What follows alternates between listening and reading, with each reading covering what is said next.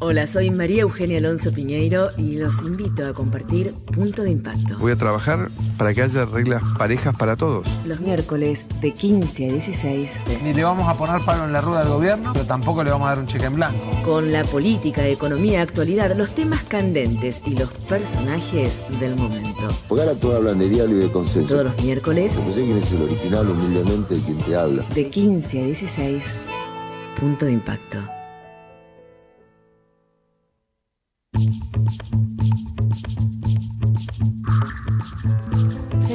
Hola, hola, ¿qué tal? ¿Cómo les va? Muy buenas tardes, bienvenidos a otro Punto de Impacto. Son las 15:04 de un miércoles realmente espléndido, seguimos con muy buen clima, no nos podemos quejar, está haciendo algo, 24 grados, no, la verdad es impresionante, sol, tenemos todo lo que queremos, todo lo que queremos. Dicho esto, pasamos a la realidad un poco más dura.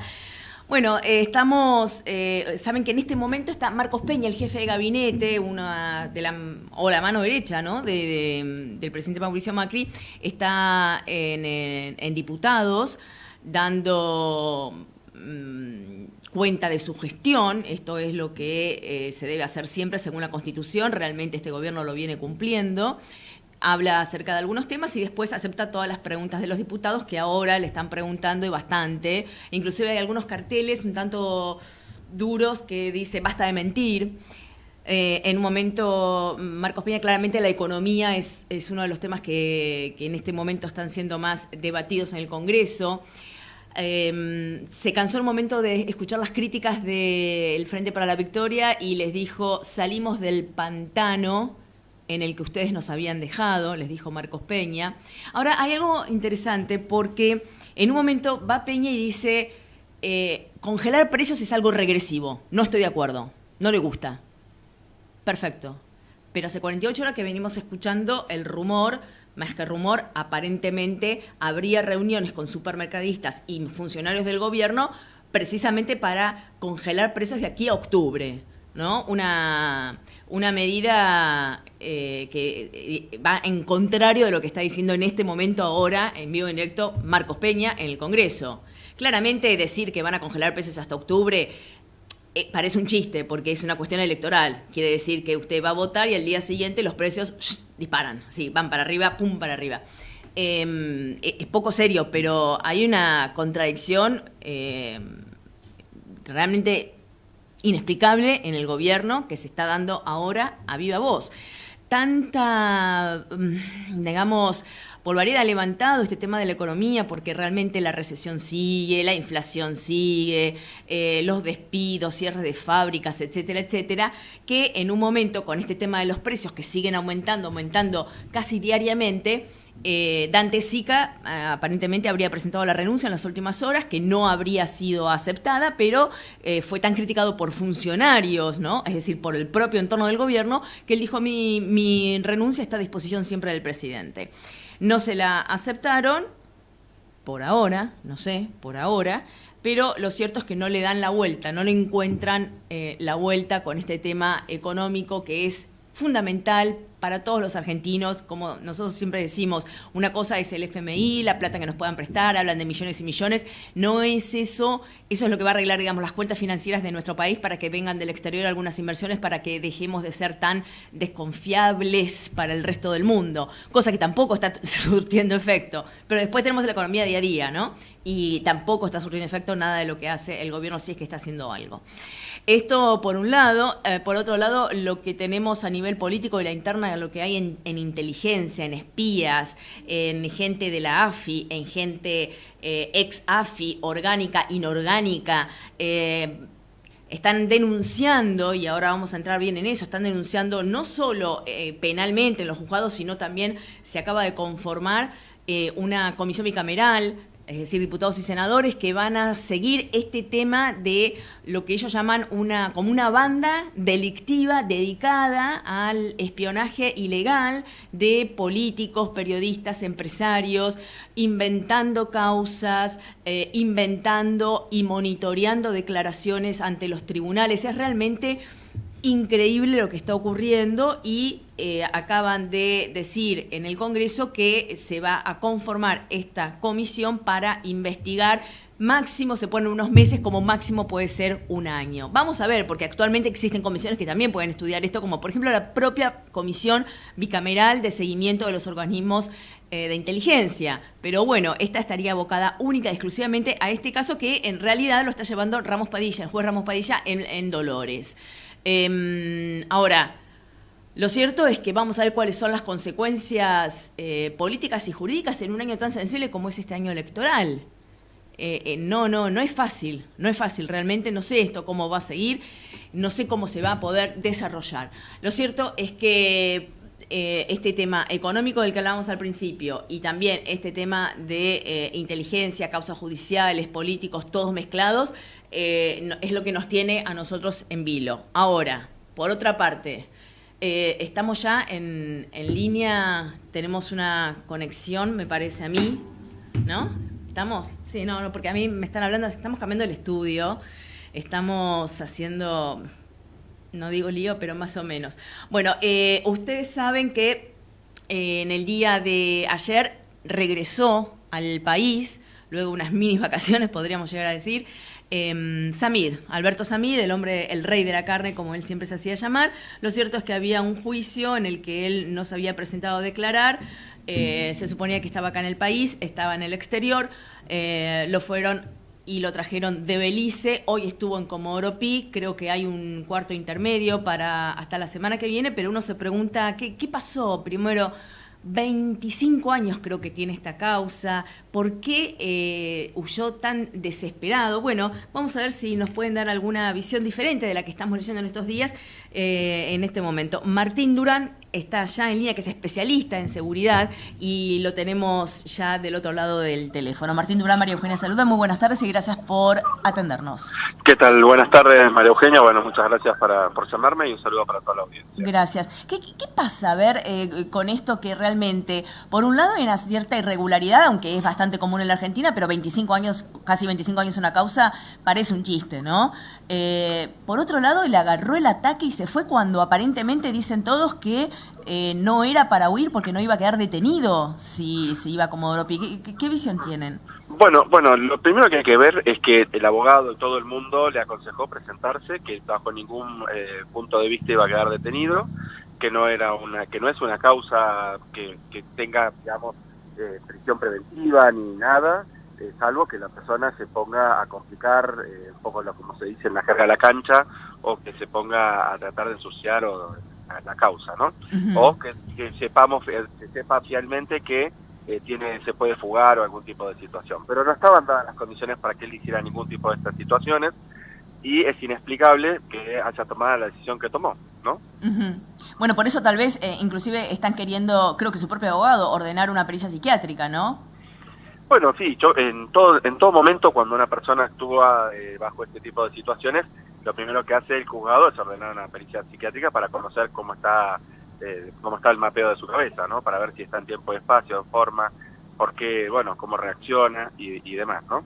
Cuando se lo presentó, cuando se libró, la orden de Interpol, se dijo que era un hombre violento, cuando realmente acá él no había mostrado violencia alguna en los últimos días como para justificar eso. ¿Se hace para justificar el pedido de Interpol o por qué? Me llamó la atención eso. No. El pedido de Interpol te lo hace un juzgado cuando te ausentás sin aviso y no estás en los lugares que solés frecuentar y donde uno vive, ¿no? Su domicilio. Uh-huh.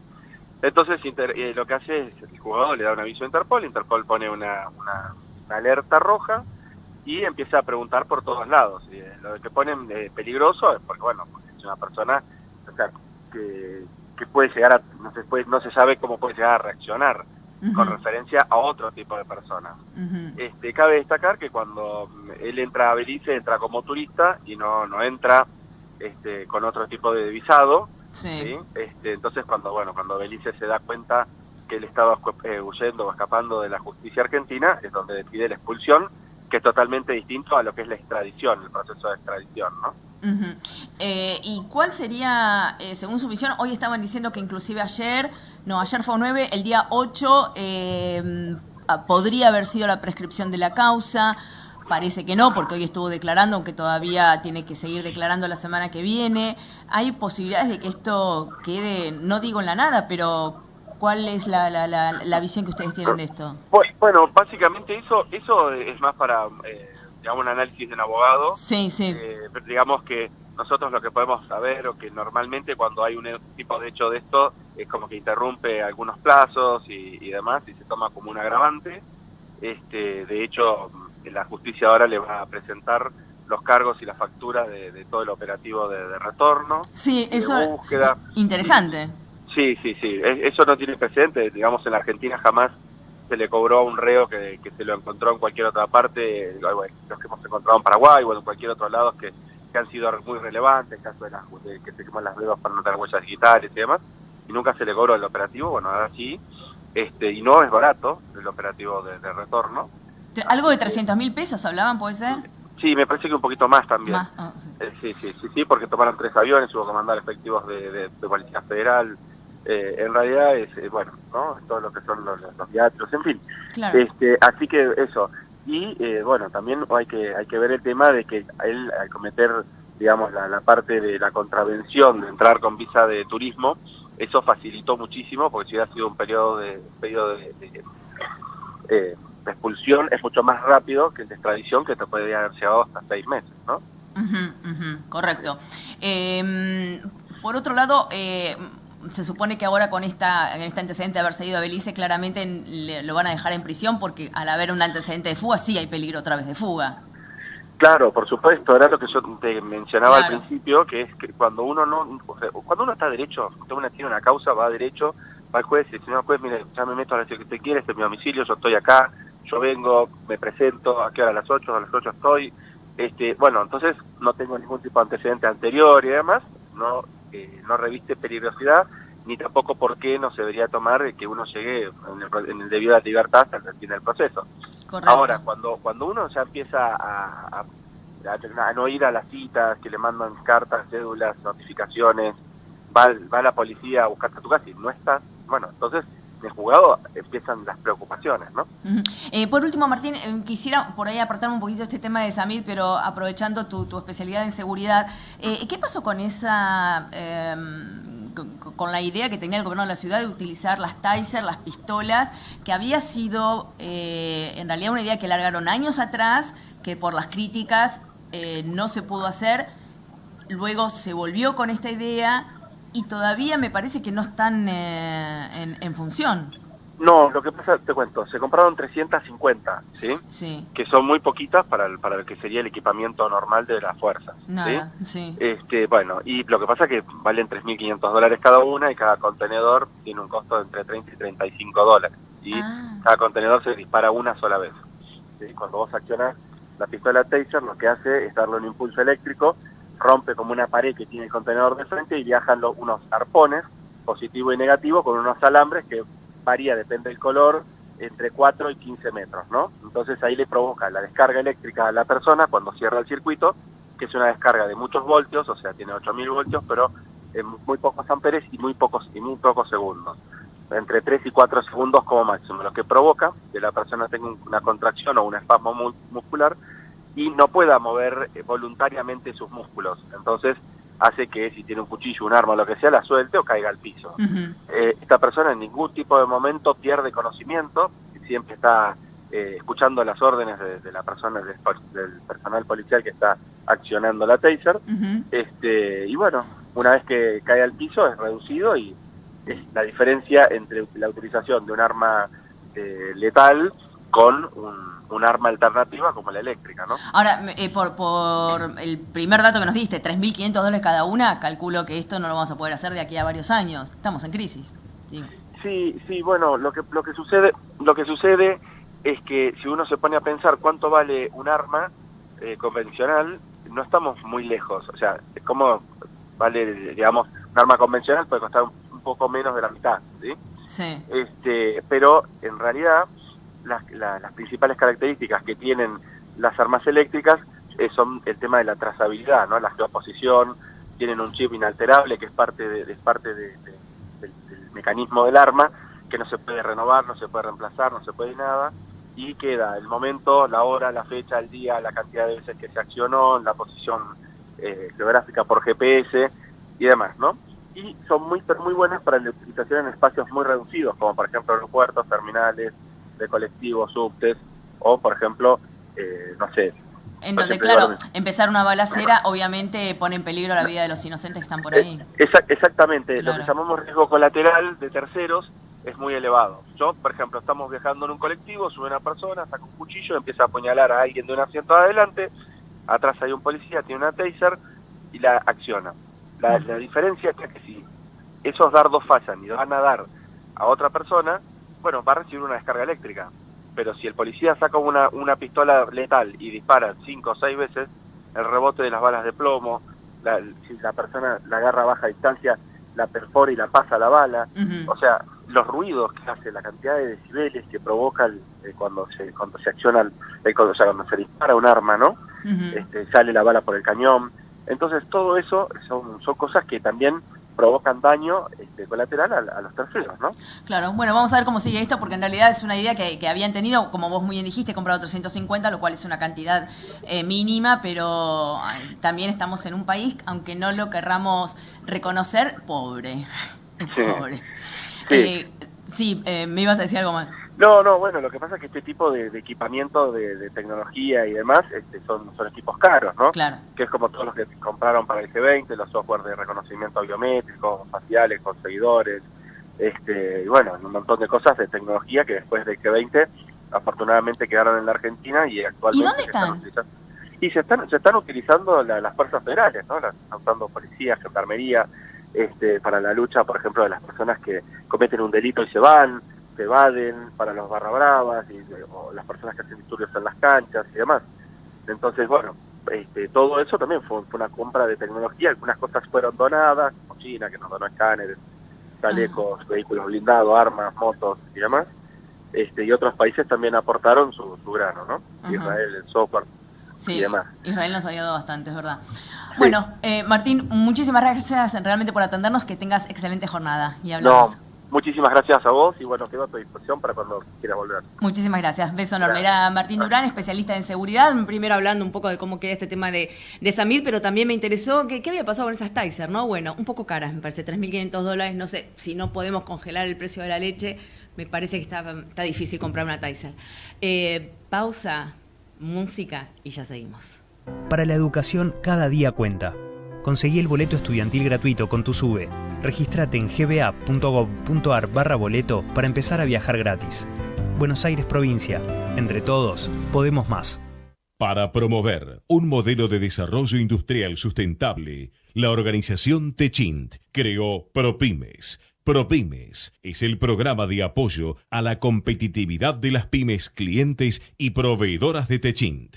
ProPymes, el compromiso de Techint con su cadena de valor. 2.508 barrenderos, 3.177 choferes y recolectores, 1.139 vehículos de higiene. ¿Y vos? La ciudad no se limpia sola, la mantenemos limpia entre todos. Buenos Aires Ciudad. Vamos, Buenos Aires.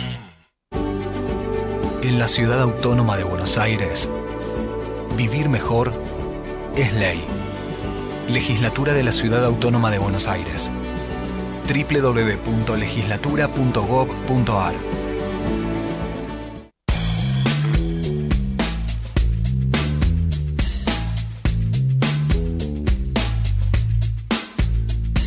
She confessed her love to me, then she vanished on the breeze.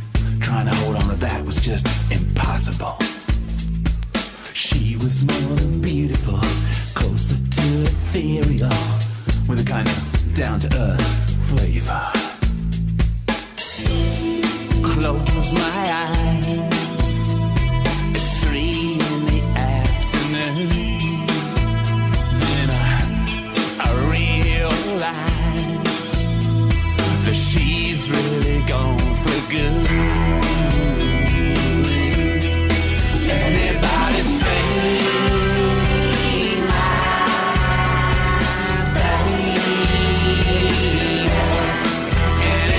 save her.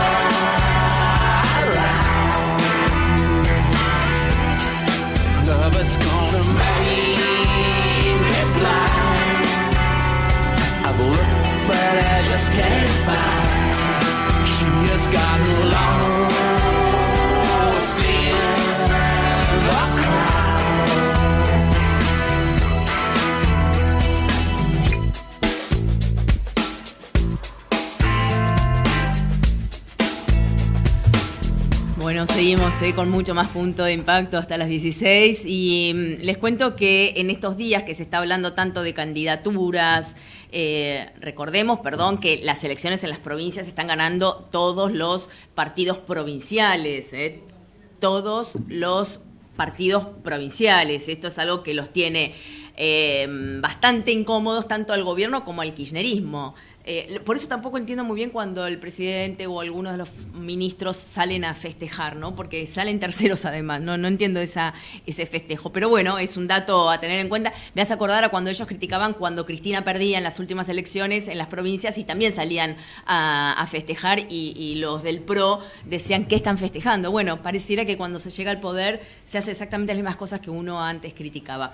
Dicho esto, vamos a pasar a un tema que tiene que ver con la economía, no tanto con lo que yo les decía recién, que está la puja en el propio gobierno, no se ponen de acuerdo, congelar o no congelar los precios, ser o no ser, to be o no to be, no están de acuerdo, pero este tipo de cosas me parece a mí que hace también o subir el riesgo país, generar más desconfianza en los inversores. Yo me imagino un tipo de afuera dice, ¿qué hago? ¿Llevo millones a la Argentina, sí o no? Y mirá, Marcos Peña, que es un hombre fuerte del gobierno, está diciendo que no está de acuerdo con una orden que pareciera que habría dado Macri. Es raro, no sé, yo me confundiría. Por ahí estoy equivocada. Vamos a hablar de esto ya con alguien, si nos puede elucidar algo, con Diego Martínez Bursaco, que es analista financiero, que sabe de riesgo país, de los seguros por default. Diego, María Eugenia saluda, muy buenas tardes y gracias por atendernos. ¿Qué tal, María Eugenia? Buenas tardes para ustedes. Diego, a ver, tengo entendido que el riesgo país viene subiendo marcadamente en los últimos días. Uno pregunta a los que saben, en general ustedes dicen que hay cuestiones económicas, pero también políticas en un año tan sensible como este electoral. Pregunto, hoy Peña en este momento está en el Congreso, dice que no está de acuerdo con el congelamiento de precios. Sabemos que paralelamente habría una negociación para congelar precios del gobierno con los supermercadistas. Este tipo de contradicciones ¿ahuyentan a los inversores, hacen repensar alguna estrategia o no? Bueno, a ver, la suba del riesgo país básicamente responde a lo que vos muy bien describiste anteriormente, ¿no? Esa mezquindad política por un lado, esa necesidad que hoy tiene el gobierno de Cambiemos de tratar de hacer algo para reconquistar a su votante, aun cuando esas medidas, digamos, van en contra de los principios ideológicos por los que Cambiemos fue votado en su momento, ¿no? Y que serían, digamos, repetir recetas que han fracasado en el pasado. El gran problema de Cambiemos es que la desconfianza que hay hoy, sumado al cortoplacismo que genera tener un proceso eleccionario tan reñido en el horizonte tan cercano, lo lleva a tomar estas decisiones que son más bien, diría, manotazos ahogados como para tratar de maquillar alguna situación económica que realmente luce bastante complicada. Ahora, hay algo que, no sé, la inflación está subiendo. Internamente uno en la Argentina la está viviendo mal, la está viviendo como una crisis impresionante. Uno escucha al gobierno y todos te dicen, no, pero ahora ya tocamos el piso, ahora vamos a mejorar, ahora empieza la reactivación. Sin embargo, uno cree que eso es un verso. Vos, como especialista, ¿crees realmente que eso también es un simple eslogan o estamos todos locos acá que vemos todo tan mal? No, a ver, evidentemente uno puede ver el ánimo de los agentes de la economía, ya sea el consumidor, el ahorrista, el inversor, y obviamente que está todo paralizado, algunos porque no tienen los recursos necesarios y otros porque quieren cuidar los recursos que le quedan, e invertir y consumir en la Argentina en el mediano y largo plazo, pensando que hay una elección de por medio donde se juegan dos países de modelo distintos con una fuerte incertidumbre que hay, es prácticamente imposible de accionar en ese sentido. Y sin confianza y sin credibilidad no hay plan económico que funcione de ninguno de los partidos políticos que están tratando de empujar por el gobierno, sea el oficialismo o sea la oposición. Entonces es muy difícil tratar de interpretar o tratar de buscar soluciones que puedan perdurar en el tiempo con 4 meses a la vista de las elecciones y en definitiva con algo tan reñido, ¿no? Que genera tanta incertidumbre. Entonces creo que el corolario de todo eso es, bueno, aquel consumidor que tenía pensado hacer algún consumo un poquito más de bienes durables lo posterga, el inversor ni hablar, ¿no? Obviamente, al hacer una inversión o financiera o una inversión más en la economía real, obviamente uno quiere tener cierta previsibilidad, cosa con lo que no cuenta ahora. Y bueno, y todo eso se ve reflejado en una suba del riesgo país, un descrédito por los activos financieros argentinos y en definitiva también por la falta de perspectivas de tener un horizonte de más largo plazo y pensar qué se va a hacer de aquí para adelante, ¿no? Para volver a crecer. El otro día estaba diciendo que aumentaron los seguros por default. ¿Nos puedes explicar bien qué quiere decir esto? ¿Quiere decir que es casi seguro que según el mercado internacional vamos a caer en default y por eso el seguro es más caro? Bueno, el seguro del default es como cualquier seguro. Cuando uno compra un seguro, es un seguro ante un siniestro, digamos. Y en caso de esto, se está comprando un seguro donde el siniestro vendría a ser el default de la deuda. Bien. Y que suba el costo de ese seguro quiere decir que el mercado asigna una mayor probabilidad de que haya algún evento de cesación de pagos, como se dice, o default de la deuda en algún periodo de tiempo. Es decir, que hay seguros de control default a 1 año, a 5 años, a 3 años. A ver, que crezca eso es la contracara de que sube el riesgo país y de que sube el riesgo financiero de la Argentina. Correcto. ¿Va a ocurrir 100%? No lo sabemos, sí, pero el inversor, digamos, y el mercado está manifestando de que hay preocupación y de que no tiene claridad acerca de la capacidad de pago que tiene la Argentina de repagar su deuda, precisamente. ¿Hay diferencia entre un riesgo de default que se paga de aquí a octubre o después de octubre? ¿Hay una diferencia o no? Sí, a ver, los seguros de riesgo contra el default tienen por lo general un plazo mínimo de 1 año. Y vos fijate que no es casualidad de que son los que más han subido en los últimos días, en las últimas semanas, la cobertura, porque precisamente toda la deuda que cae, cuyo vencimiento cae principalmente en el año 2020, sí, es la que está más en riesgo, digamos, ¿no? Porque precisamente depende de este factor político. El mercado, digamos, asigna una probabilidad de que se vuelve el kirchnerismo, entonces la posibilidad de caer en un default es mucho más grande y bueno, y ahí está dentro de esa probabilidad asignado en el precio del seguro, del default. Así que es una situación difícil, es una situación financieramente inestable. Ahora, pedirle al actual gobierno que genere medidas que vuelvan a recuperar la credibilidad, de vuelta, teniendo un horizonte de 4 meses, la elección presidencial es bastante improbable de que pueda ocurrir, digamos, solamente el nuevo gobierno, sea la continuidad del oficialismo o quien surja de la elección presidencial, va a tener cierto apoyo parcial de la población como para poder instrumentar algún programa económico un poco más sustentable y que vuelva a recuperar la confianza. Como los consultores miden la imagen de los candidatos, ¿miden ustedes, digamos, la imagen económica o las posibilidades, chances económicas de un candidato como Labaña, siendo economista, viéndose desarrollado como tal en nuestro país? ¿Es bueno, es malo? ¿Consideran que puede estar bueno? Bueno, todo es relativo. Entonces, cuando uno tiende a ponderar el nombre de Labaña, más allá de la ideología política que uno tenga, es el mal menor, digamos, comparado con Cristina Fernández de Kirchner, si efectivamente el oficialismo no logra la reelección. Ahora bien, después cada uno puede tener su visión de país y su visión ideológica, ¿no? Pero el mercado, sin duda, digamos que dentro de las 3 opciones que se barajan hoy en día, que sería la reelección de Macri, Labaña, digamos, y Cristina Fernández de Kirchner, de acuerdo a las especulaciones, bueno, el orden de preferencia es así como el que mencioné, digamos, ¿no? Esto no quiere decir de vuelta que la solución para la Argentina de tener un país viable y visible de mediano plazo sea fácil con cualquiera de los 3 candidatos, ¿no? No, eso seguro. Ahora, me estás diciendo, digamos, confirmando lo que dicen en general, que Cristina tiene, digamos, la peor de las chances en el mercado, pero viendo cómo viene ahora la Argentina en los últimos años, en donde había una expectativa increíble al principio de Macri, y cómo está siendo ahora el final de su primer mandato, ¿eso no hace todavía, bajarlo más en intención de mercado, la figura de Macri? Sí. A ver, sin duda hay una desilusión muy grande del votante medio de Cambiemos. Pero esa desilusión, digamos, fue en general por la mala administración del poder político y las decisiones económicas que tomó el propio Cambiemos.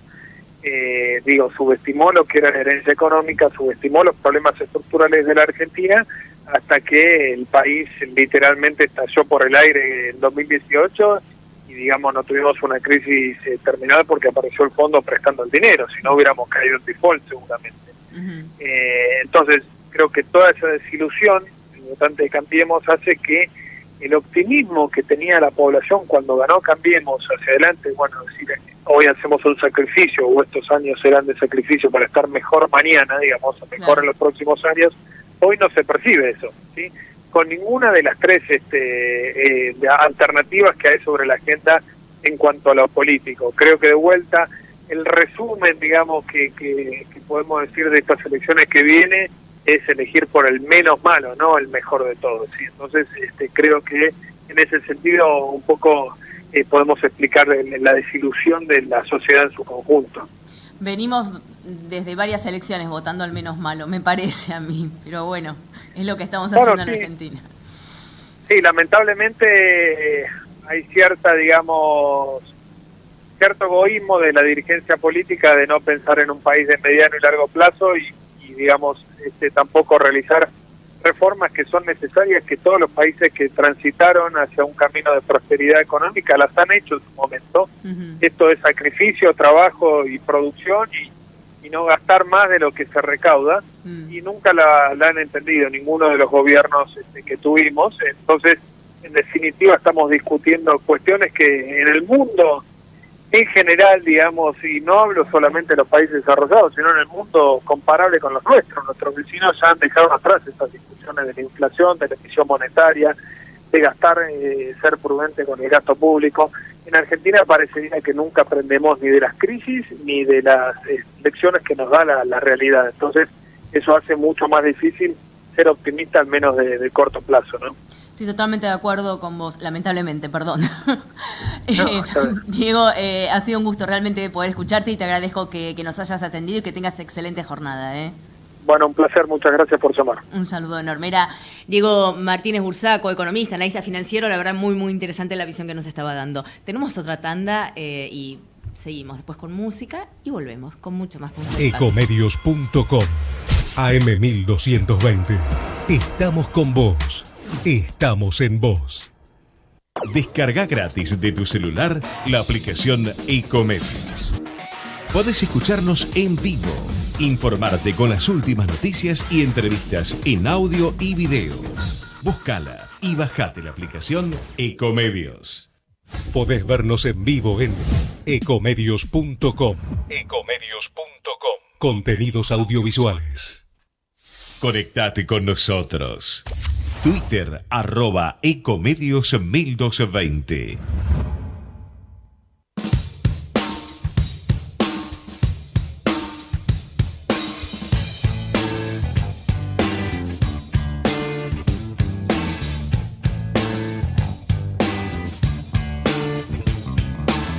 Getting born in the state of Mississippi. Papa was a copper and the mama was a hippie.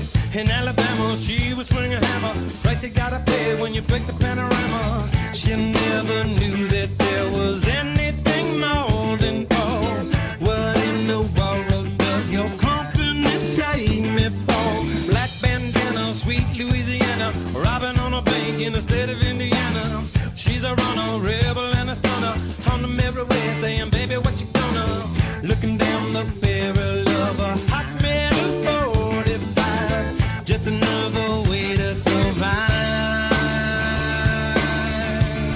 California, rest in peace. Simultaneous release. California, show your teeth. She's my priestess from your breeze. Yeah, yeah.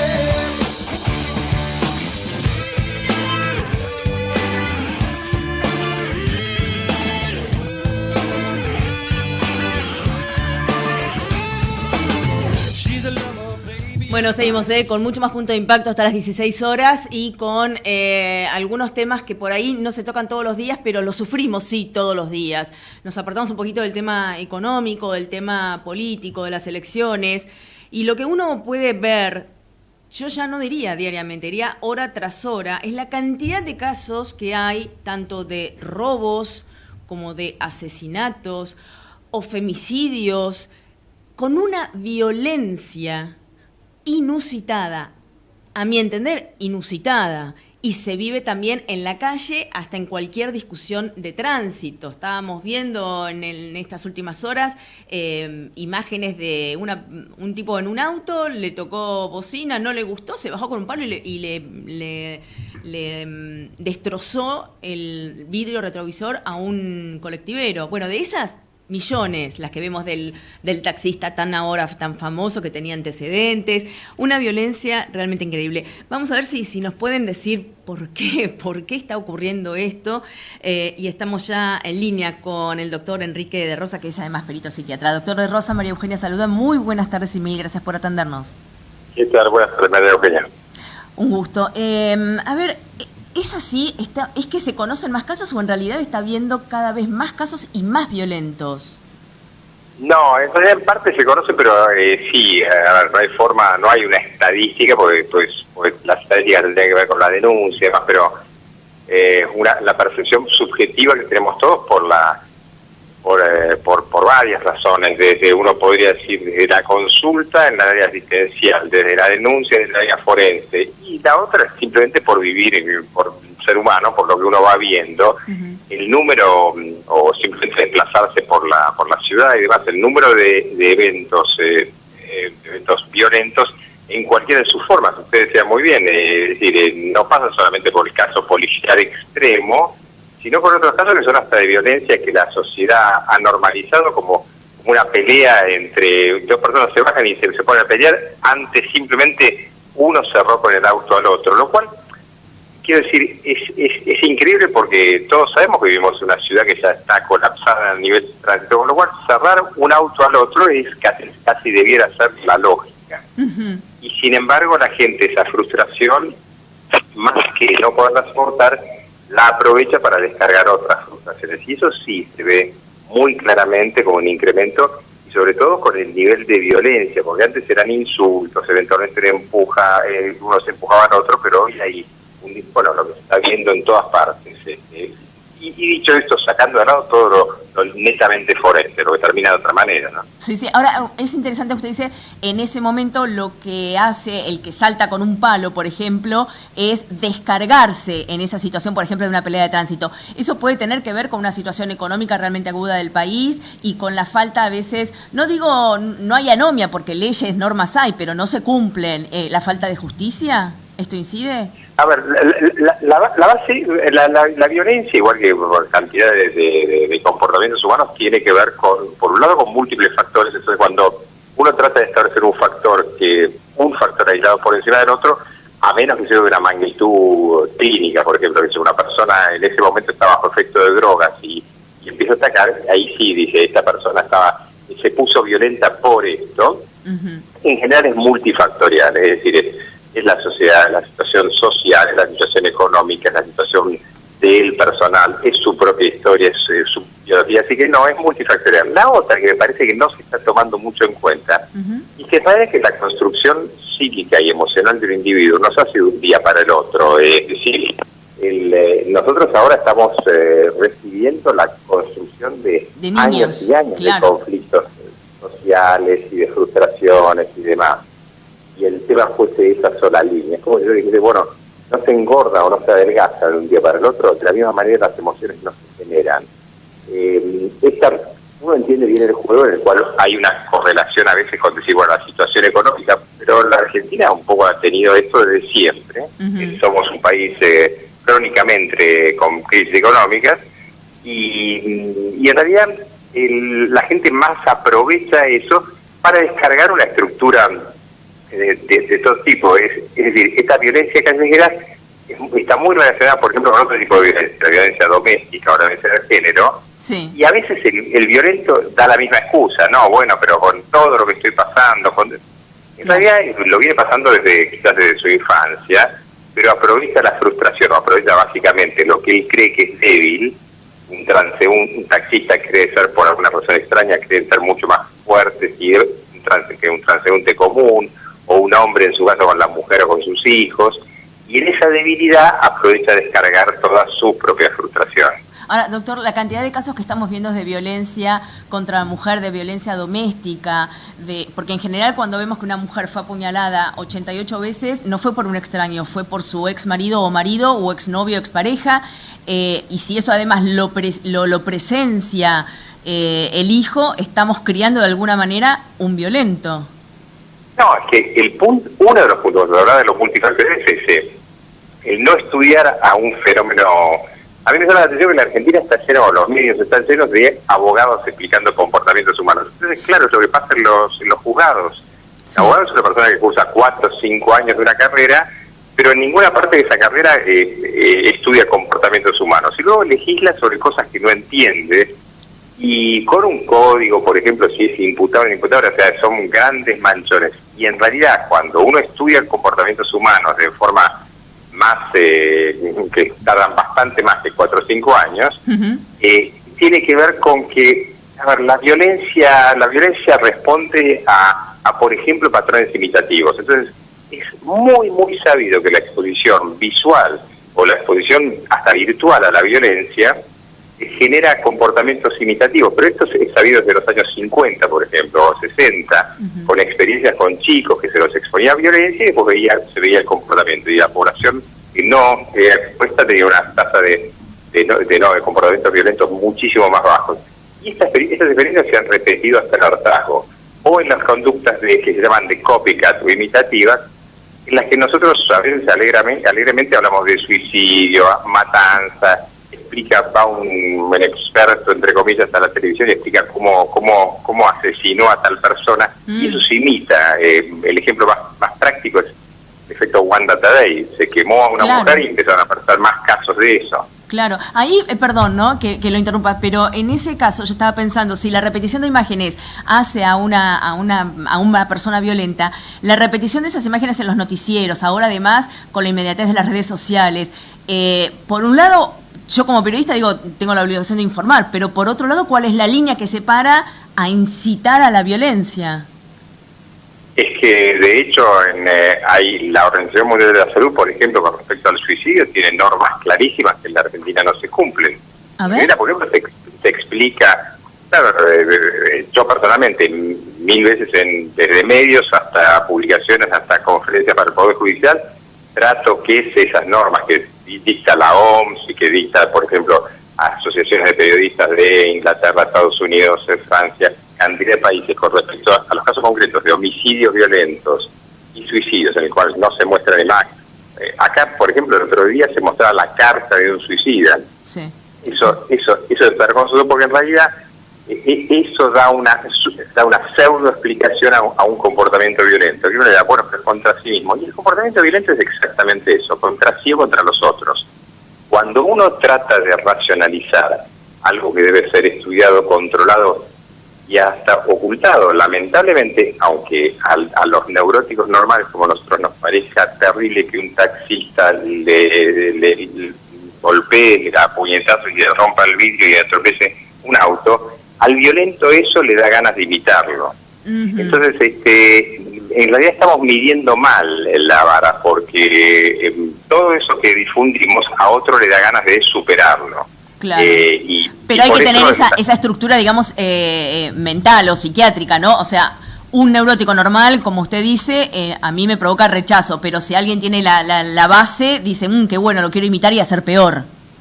Y yo voy a ser más conocido, porque aunque parezca absurdo, el taxista apareció en todas partes en pantalla, y esto pasa en homicidas, en homicidas en que se cuentan entre ellos en unidades carcelarias cuántas veces aparecieron.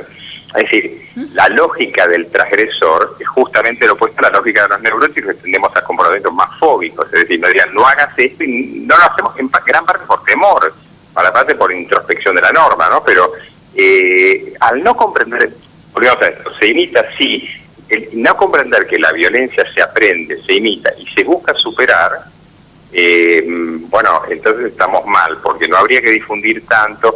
Muy claramente e inmediatamente tendría que mostrar cómo esa persona ha tenido tiene un castigo, tiene un tratamiento, tiene un algo, digan, no, mire, pasó esto, se hizo esto y ahora está internado en una unidad psiquiátrica porque estamos tratando, nos dimos cuenta que tiene un tumor frontal. Por eso, es decir, a ver, y esto no lo comento porque sí, el comportamiento violento puede ser hasta por razones orgánicas, que ninguna de esas personas recibe un estudio profundo. Entiendo. O sea, me estaba acordando justo ahora mientras lo escucho de lo que dijo Bolsonaro, el presidente del Brasil, creo que la semana pasada, que había felicitado a las Fuerzas Armadas de su país porque habían matado a tiros, acribillado a un delincuente. Y después vimos como las mismas Fuerzas Armadas se equivocaron de auto y acribillaron a una familia totalmente inocente pensando que eran narcotraficantes. No está bueno que la figura presidencial enaltezca la violencia. Sí, la justicia. Pero para nada. Y obviamente uno cualquiera va a decir, y todos conozco bastante bien cómo es la realidad brasilera, y obviamente hay un nivel de violencia que al común de la gente dice, sí, bueno, pero venite acá en que no podés salir a partir de cierto. Fantástico. Ahora, esto impulsa comportamiento más violento y la lógica del sujeto violento, la lógica del sujeto que va a pasar del pensamiento al acto, de la frustración al acto, es diferente, volvemos a lo anterior, al de que tiene otra estructura psíquica que eventualmente se queda en la duda, la bronca, la cosa obsesiva, pero no va a actuar. O va a tener algún tipo de freno. Tenemos que pensar que en general la gente que hace ese pasaje al acto funciona diferente y hay que entenderla en ese contexto. Que el presidente diga, está bien esto y me valida completamente mis actas. Bueno, de hecho, hace unos meses la ministra de Seguridad acá en Argentina, Patricia Bullrich, dijo que ella está de acuerdo con estar armado en la casa, ¿no? Que fue muy criticada en ese momento. Claro, cuando en Estados Unidos están, bueno, si bien tiene una asociación de rifles y madre, cuando en Estados Unidos se sabe el peligro tremendo de estar armado. Correcto. Y por último, doctor, agradeciéndole desde ya su claridad, ¿no? Y su tiempo. Ya que uno puede llegar a percibir una espiral de violencia ascendente, ¿se puede parar esto? Y por otro lado, ¿tenemos el conocimiento en funcionarios, en equipos para poder pararlo? En funcionarios evidentemente no, porque, insisto, cuando uno entiende que esto pasa por la justicia y cuando uno ve que en causas judiciales uno trata de explicar mecanismos elementales de funcionamiento psíquico y todo pasa por si comprende o dirige, si está loco o no está loco, o ahora se puso más de moda si es psicópata o no psicópata, es decir, 2 o 3 carteles, y no, porque el funcionamiento social, psíquico, individual, neurobiológico, es complejo, pero tampoco es imposible. Es decir, esto sería como decir, estamos todos construyendo, pero ninguno es ingeniero. ¿Hay ingenieros? Sí, hay cantidad de gente que, voy a hablar de mí, pero digamos, cantidad de gente que se ocupa y conoce perfectamente los temas de modelos de comportamiento. ¿Se pueden hacer cosas? Sí, hay experiencias en el mundo muy interesantes de reacondicionamiento cognitivo, comportamental y demás, pero implican tomar la violencia como eso, como una especie de cáncer social que hay que ocuparse en serio. Entonces, de eso no nos estamos ocupando. Claramente no. Doctor, como siempre, un gustazo poder hablar con usted y gracias por atendernos. Por favor, gracias por su llamada. Saludo enorme. Era el doctor Enrique de Rosa, médico psiquiatra, perito forense. Realmente interesantísimo lo que estaba diciendo. Interesantísimo también la alerta que no está teniendo nuestra sociedad y tampoco los gobiernos, no importa los signos políticos, como ya lo podemos ver. No hay gente capacitada digamos, en puestos de gestión para poder analizar y controlar esto. Pero sí hay muchísima gente capacitada, lo que pasa es que no se la llama. Creo que en la Argentina hay un ADN en donde tendemos a minimizar los graves problemas, sea inflación, sea violencia y otros más. Ya venimos.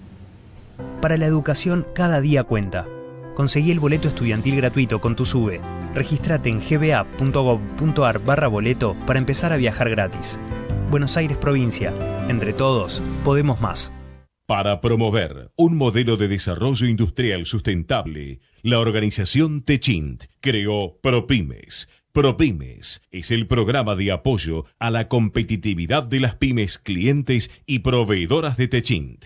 ProPymes, el compromiso de Techint con su cadena de valor. Cuando no tiramos la basura en la calle, cuando levantamos la caca de nuestras mascotas, cuando dejamos las bolsas dentro del contenedor, estamos haciendo una ciudad más limpia. La ciudad no se limpia sola, la mantenemos limpia entre todos. Buenos Aires Ciudad. Vamos, Buenos Aires. En la Ciudad Autónoma de Buenos Aires, vivir mejor es ley. Legislatura de la Ciudad Autónoma de Buenos Aires. www.legislatura.gov.ar. Para promover un modelo de desarrollo industrial sustentable, la organización Techint creó ProPymes. ProPymes es el programa de apoyo a la competitividad de las pymes clientes y proveedoras de Techint. ProPymes, el compromiso de Techint con su cadena de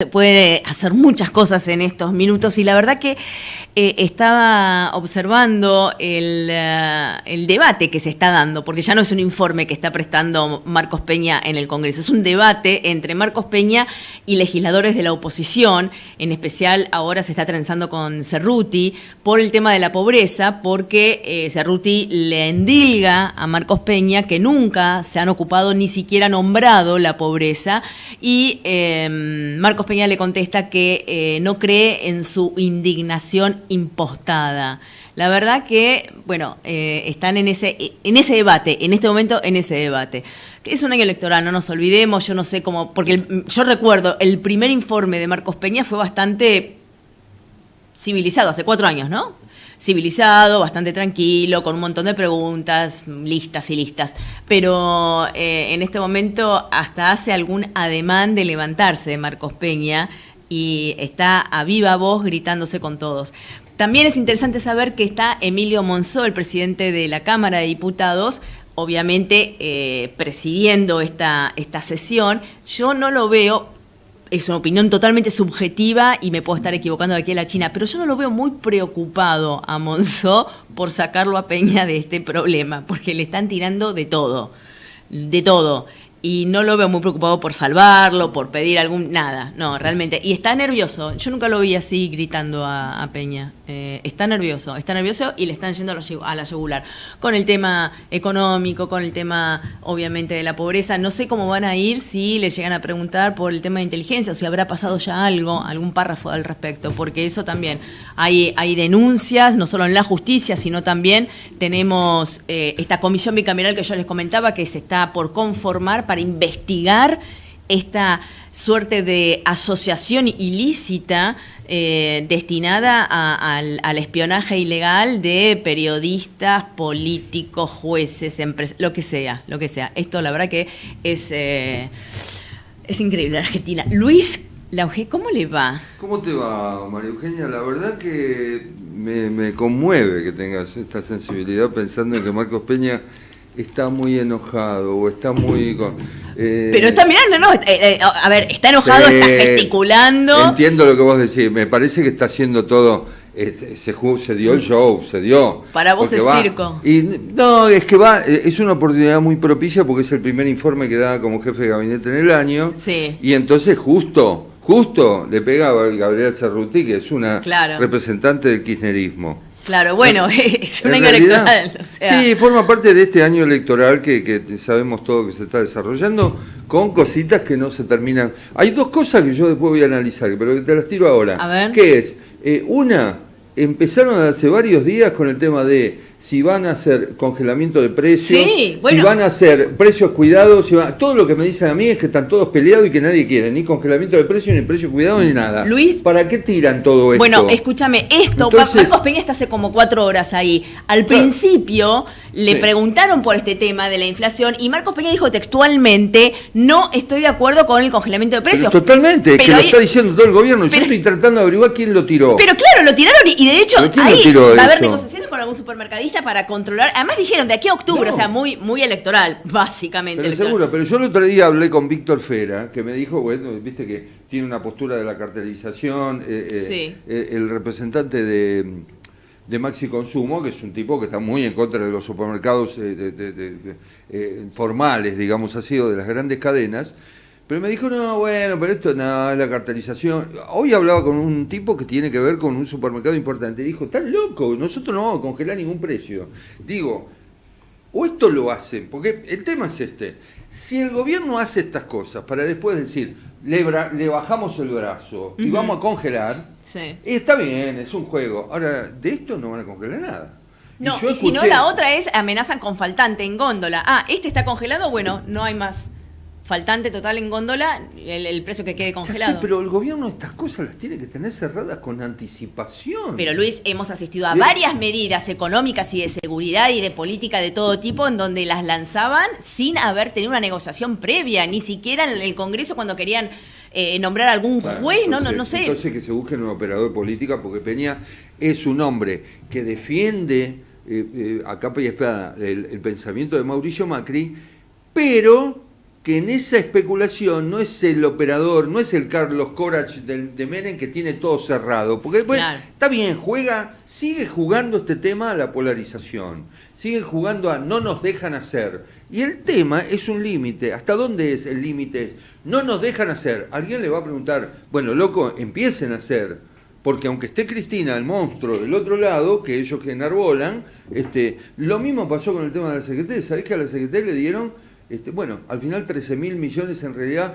tiene que ver para las obras sociales? Para las con obras una sociales. deuda de 9.000 millones que tiene que ver con OSDE, que no pagó en su momento, y tiene que ver con los intereses de un bono que viene de hace tiempo, que Macri desde el principio de su gestión en 2015 dijo estaban chochos los sindicatos porque le iban a dar la plata. Sí. Vamos a ver cómo se la dan, pero además la CGT, la primera respuesta que tuvo, vos me vas a decir, no importa, la CGT arregla. Sí, pero no sé qué arreglaron, porque lo primero que hicieron hoy es obstaculizar el tratamiento del blanqueo laboral, que era un tema recontra definido, en la comisión del Senado, y la CGT no fue. Digo, Bueno, la ¿qué CGT también arregla tiene el sus gobierno? propias internas porque le están pidiendo a algunos ya viva voz que hagan un paro y todavía siguen resistiéndose a hacer un paro. pero por supuesto, les hacen el juego y hay Y dirigentes... ni hablemos de Moyano, que además lo denunció penalmente a Macri, ¿no? El Y otro hay día. dirigentes que son, pero ya lo sé, pero bueno, el gobierno tiene suerte. Entonces el gobierno tiene suerte porque también sale Roberto Fernández a decir, como si fuera, o Raimundo Ongaro, sale a decir que no tengan duda que todos los días feriados de nuestra vida vamos a hacer un paro. El día feriado van a hacer un paro, el 1 de mayo. Bueno, pará, esa es la Entonces, digo, japonesa, ¿no viste que los japoneses? ¿pero qué es japonesa? Los japoneses son los sindicalistas, el gobierno. Digo, el gobierno tiene que pensar que alguna vez la suerte se le puede acabar. Digo, tiene que ir con un plan. Tiene que hablar con los supermercados y decir, che, vamos a discutir, sí, pero después esto se arregla. Tiene que ir con la justicia y tal cosa, que a Rosegran le votan todo en contra. Tiene que arreglar. Chino arregla. Es más, viste que salió que todo- ahora se iban a reunir con los gobernadores radicales para hablar un poco del papel de los radicales en el gobierno, la posibilidad de un vice, etcétera, etcétera. Algunos gobernadores radicales no estaban enterados de que habían sido convocados Pero para que eso. los radicales a mí, la verdad que yo les di con un caño, y los radicales, la verdad, a mí me dicen, ni loco vamos a agarrar la vicepresidencia, porque como quedó planteado, parece que los radicales están desesperados y lo único que quieren hacer es agarrar la vicepresidencia, que no les sirve para nada, por otro lado. Ergo, hablo paréntesis, están desesperados, pero antes para seguir en el camino y seguir en el poder, muchos de ellos. Pero la cosa tenés que armarla de otra manera, porque si no quedás como un arrastrado. Es decir, la política es lo que falta acá, la política, y lo único que le da resultado al gobierno con todos estos desaciertos, porque al final van a terminar, te aclaro, después vamos a ver si puedo sacar un analista, un economista que me habló del tema, precios cuidados, Sí. está encerrado en un supermercado, te lo ocultan y los precios cuidados están más caros Claro. que los precios comunes. Sí, sí, Entonces, sí, ¿para sí, qué sí, hablan sí, de sí, precios sí. cuidados? Sí, sí, Es es un decir, chiste. todo lo que tiran es después, y la desazón no se puede. Entonces, ¿cuál es la única fórmula? Cristina. Viene Cristina, listo, ganamos igual porque está Cristina. Tenés que tener alguna política. Me enojé mucho. No, me encanta, están todos enojados. No. O sea, me parece como que no, ves que Pero hay sí. una situación de crispación. La verdad que uno quisiera que el gobierno, más allá sinceramente, si es pro radical, Cristina, no me importa ya el signo político. No, Pero que algún seguro. gobierno realmente se pusiera los pantalones para atender los problemas cruciales que tenemos en la Argentina. Y yo veo que nadie lo hace, absolutamente nadie. No, y es pero- todo marketing, charachacha. Pero, por Pero ejemplo, paren la mano, que el gobierno también pare la mano con el asunto de provincializar las elecciones, porque este es otro argumento. Perdieron, ganó. Pero- En lo tengo acá. En Arabela Río es Negro. es una hermosura esta chica. Arabela Carreras es divina. La Es de gobernadora. Beretiné, que es bien provincial. Totalmente, eso. de Río Negro. Y en Chubut ganó Arcioni, qué sé yo. Ahora resulta que ganan todos los provinciales, pero cambiemos y dicen, le ganamos al Frente para la Victoria. Festeja, Tiene razón, no, el Frente no, para la no. Victoria no casa una, pero cambiemos al tercero. Tercero, todos. claro, es lo que decía también hoy al principio decir, del programa. Realmente, además, salen a festejar exactamente lo mismo que ellos criticaban de Cristina, del último año por ahí de Cristina, que también ella salía a festejar cuando perdía a alguien de la oposición. Y en realidad ella por ahí también había perdido, pero salía a festejar. Tengo Es un mal argentino. Tengo una ese. debilidad tan grande por vos que te tiro mi línea editorial durante el programa, antes de que empiece yo formalmente el programa. El gobierno tiene que tener una línea política y tiene que tener una acción política. No todo puede ser la polarización. No todo es contra el cristianismo. Tiene que tener algo, tiene que tener elementos. ¿El tiene que cristianismo o el cristinismo? No sé Te qué salió dice. ahí, te salió por ahí. Cristianismo, y puede No ser sé, que puede ser, ¿no? y lo han acusado contra el aborto, ¿viste? A Macri, así que Y no además se el sabe. Papa siempre está en el medio de todo esto. Bueno, Luis, pero gracias. Bueno, te vamos a escuchar desde ya al contrario. y nos vemos la Gracias. próxima semana. Besos. Gracias, mi amor. Gracias. Porque puestos a Desde Buenos Aires, transmite LRI 224,